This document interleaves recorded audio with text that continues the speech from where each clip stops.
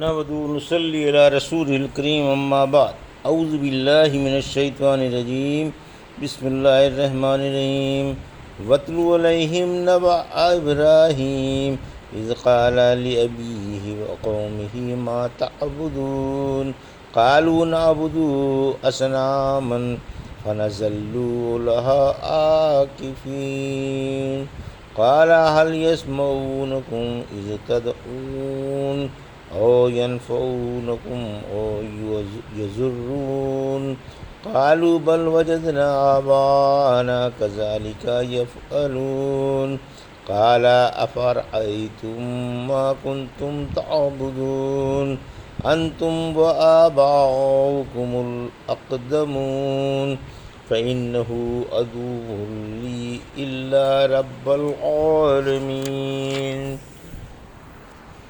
الذي خلقني فهو يهدين والذي هو يطعمني ويسقين وإذا مرضت فهو يشفين والذي يميتني ثم يحيين والذي أطمع أن يغفر لي خطيئتي يوم الدين۔ ابھی آپ نے سورہ شعراء کی آیت 69 سے 82 کی تلاوت سماعت فرمائی۔ ان آیتوں کا ترجمہ اور تفسیر اس طرح ہے۔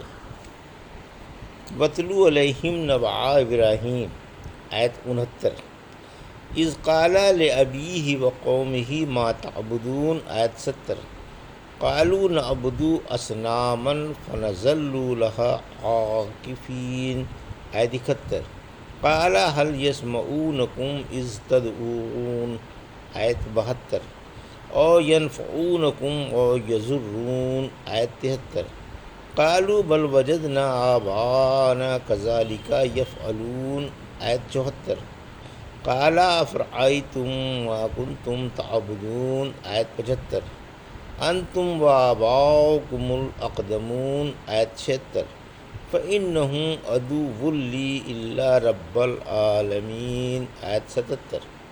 ترجمہ: آپ انہیں ابراہیم کا واقعہ بھی سنا دیں۔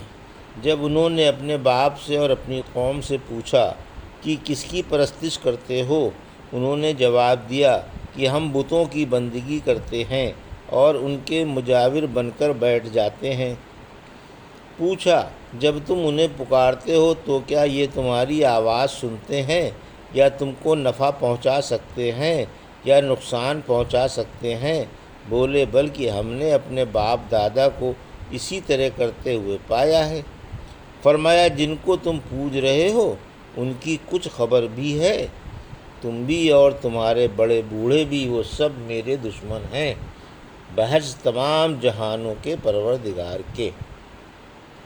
یہ تھا ترجمہ سورہ شعراء کی آیت 69 سے 77 کا تفسیر۔ آیت 69، شرک کی ترویج میں خلیل اللہ کا وعظ۔ امام الموحدین خلیل اللہ کے واقعے کا بیان ہے۔ حق تعالیٰ اپنے محبوب رسول صلی اللہ علیہ وسلم کو حکم فرما رہا ہے کہ آپ اپنی امت کو یہ واقعہ سنائیں تاکہ وہ اخلاص و توکل میں اور عبادت و توحید میں خلیل اللہ کے نقوش کو مسئلہ راہ بنائیں۔ آپ پکے موحد تھے، شرک سے اور مشرکوں سے سخت بیزار تھے۔ حق تعالیٰ نے کم سنی ہی سے آپ کو توحید کی سمجھ عطا فرما دی تھی۔ آپ چھوٹی عمر سے لے کر جوان ہونے تک برابر شرک و بت پرستی کی برائی کرتے رہے اور قوم کو دیوتاؤں کی پرستش سے منع فرماتے رہے۔ آیت 70، یہ مورتیاں جن کے تم مجاور بنے بیٹھے ہو کیا ہیں؟ اے ابا جان اور اے قوم کے نونہالو، تم کس کو پوج رہے ہو اور کس کے آگے اپنی پاکیزہ پیشانیاں جھکا رہے ہو؟ آیت 71، بولے، ہم بتوں کی پرستش کرتے ہیں، انہی کے آگے جھکتے ہیں، انہی سے دعائیں مانگتے ہیں اور انہی کی بندگی کے لیے اعتکاف میں بیٹھتے ہیں۔ آیت 72-73، پوچھا کہ جب تم ان کی عبادت کرتے ہو اور انہیں پکارتے ہو تو تو یہ تمہاری آواز سن لیتے ہیں اور تمہاری دعائیں قبول کر لیتے ہیں؟ کیا تم کو نفع اور نقصان پہنچانے پر قادر ہیں؟ آیت 74۔ یعنی ہمارے بت نہ ہماری آواز سنتے ہیں، نہ دعا قبول کرتے ہیں، اور نہ نفع و نقصان پر قادر ہیں۔ ہم ان کی عبادت تقلید کے طور پر کرتے ہیں۔ ہم نے اپنے باپ دادا کو انہی کے آگے سر خم کرتے دیکھا ہے، اور ہم انہی کی لکیروں کو پیٹ رہے ہیں۔ جب ان سے یہ تمام باتیں خلیل اللہ نے سن لیں تو آپ نے انہیں قائل کرنے کے لیے فرمایا۔ آیت 75 سے 77۔ کچھ خبر بھی ہے تم کس کی عبادت کرتے ہو اور تمہارے بڑے بوڑھے کس کی عبادت کیا کرتے تھے؟ یہ سب جھوٹے معبود ہیں، ان کی عبادت ہو رہی ہے اور اللہ واحد و قہار کے ساتھ شرک کیا جا رہا ہے۔ یہ سب میرے دشمن ہیں، میں ان سے بیزار ہوں۔ اگر یہ بت کسی قابل ہیں اور کچھ کر سکتے ہیں تو مجھے کچھ تکلیف پہنچا کر دکھائیں۔ میں ان کا کھلم کھلا دشمن ہوں، مجھے ان کی ذرا پرواہ نہیں اور ان سے کسی قسم کا خطرہ نہیں۔ اسی طرح حق تعالیٰ نے حضرت نوح علیہ السلام کی طرف سے خبر دی۔ سورہ یونس کی آیت 71 میں تم سب مل جل کر اور اپنے شرکا کو بھی ملا کر اگر میرا کچھ بگاڑ سکتے ہو تو بگاڑ کر دکھاؤ۔ حضرت ہود علیہ السلام نے فرمایا، سورہ ہود کی آیت 54 اور 56 میں اللہ کو گواہ بناتا ہوں، تم بھی گواہ رہو، میں تمہارے بتوں سے جن کو تم شریک کرتے ہو بیزار ہوں۔ تم سب مل کر بلا ڈھیل دیے ہوئے اگر میرا کچھ بگاڑ سکتے ہو تو بگاڑو۔ میرا بھروسہ اللہ پر ہے جو میرا اور تمہارا رب ہے۔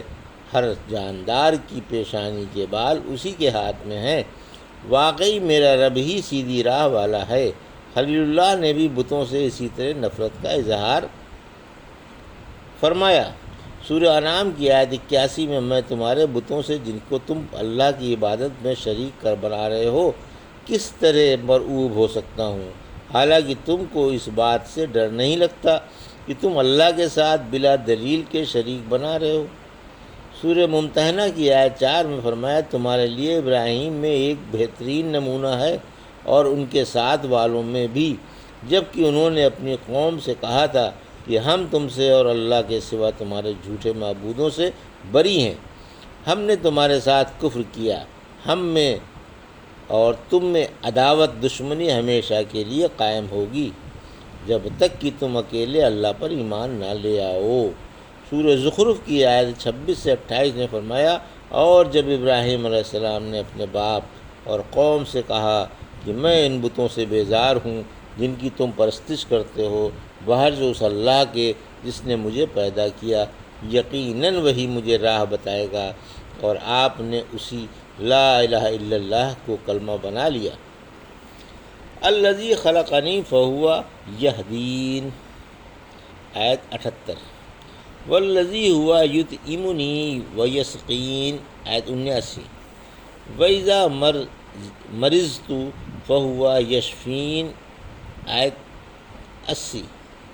والذی یمیتنی ثم یحیین، آیت 81۔ والذی اطمع ان یغفر لی خطیئتی یوم الدین، آیت 82۔ ترجمہ: جس نے مجھے پیدا فرمایا ہے وہی مجھے ہدایت دیتا ہے، وہی مجھے کھلاتا پلاتا ہے، اور جب بیمار ہو جاتا ہوں تو وہی مجھے شفا عطا فرماتا ہے، وہی مجھے مار دے گا پھر زندہ فرمائے گا، مجھے اس سے لالچ ہے کہ وہ جزا کے دن میرے گناہ معاف فرما دے گا۔ یہ تھا ترجمہ آیت 78 سے 82 کا۔ اب تفسیر 78 سے 82۔ تقدیر کا بیان۔ میری پیشانی اسی کے آگے جھکے گی جو تمام کام انجام دیتا ہے، وہی میرا اور سب کا خالق ہے، جس نے ایک اندازہ مقرر فرما دیا ہے اور مخلوق کو اسی کی طرف لے جاتا ہے۔ ہر شخص تحریر تقدیر کی طرف دوڑ رہا ہے۔ اللہ جسے چاہے ہدایت دے اور جسے چاہے گمراہ فرما دے۔ اللہ ہی میرا خالق و رازق ہے، وہی مجھے کھلاتا پلاتا ہے، اسی نے روزی کے آسمانی اور عرضی اسباب فراہم فرمائے ہیں۔ گھٹائیں بھیجیں، مے برسایا، زمین زندہ فرمائی، اس سے بطور روزی کے طرح طرح کے پھل پیدا کر دیے۔ اسی نے آسمان سے میٹھا صاف اور شیریں پانی اتارا، جسے جانور اور بہت سے انسان بھی پیتے پلاتے ہیں۔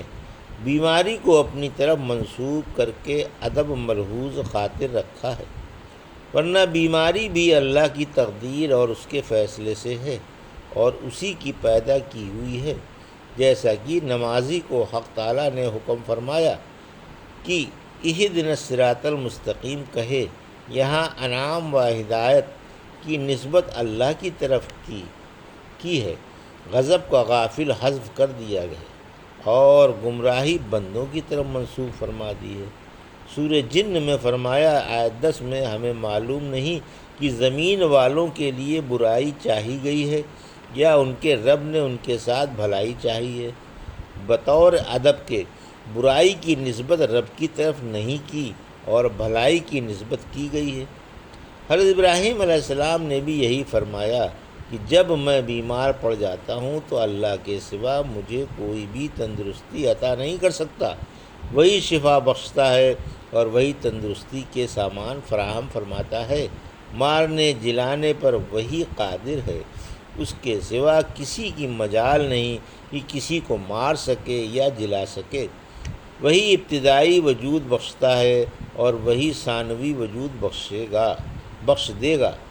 دنیا اور آخرت میں گناہ اللہ ہی معاف فرما سکتا ہے، بھلا اللہ کے سوا کون گناہوں کو معاف کر سکتا ہے؟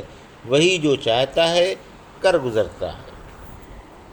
یہ تھا سورہ شعراء کی آیت 69 سے 82 کا ترجمہ اور تفسیر جو بھی آپ نے سماعت فرمائی۔ بارک اللہ لی و لکم فی القرآن الحکیم و نفعنی وایاکم بآیات الذکر الحکیم۔